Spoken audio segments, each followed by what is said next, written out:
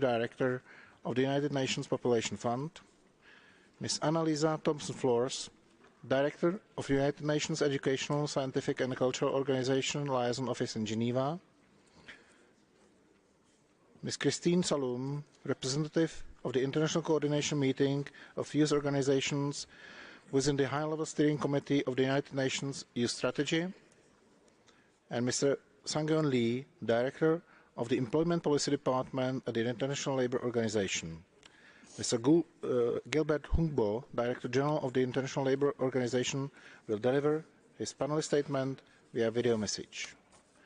Excellencies, colleagues, the list of speakers, will close in 15 minutes. Speakers are encouraged to intervene in an interactive way through comments and questions, taking into account and reflecting on the interventions of the panelists.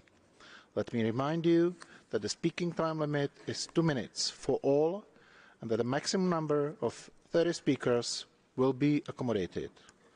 Representatives who have not been able to take the floor because of the time constraints will be able to upload their statements to the online system to be posted on the extranet. We have an excellent list of participants and many interested delegations, so I would like to kindly ask everyone to respect the speaking time limit. And now I have the honor to give the floor to the United Nations High Commissioner for Human Rights. Sir, you have the floor. Well, thank you very much, Mr. President. Excellencies, colleagues, friends, my co-panelists, very great to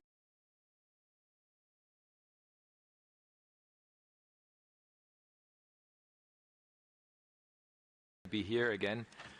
And it's obviously a very important topic, and I think we will hear in particular from you what it is that you will keep us on our toes and see how this the 5-year youth agenda has actually, and strategy has actually been implemented. So we will very much bear that in mind. If one looks at countless surveys and interviews, the topics that come up and are at the forefront of young people's concerns are climate change and human rights. It demonstrates the power and relevance of human rights, which, after all, are the principles that ensure justice and fairness and that lead to solutions to some of the greatest fears of our time. It also indicates that, taken as a whole, young people are deep-thinking and far-sighted, and that we would all do well to listen to and take on board their ideas. So especially welcome the young people who are with us today and on screen.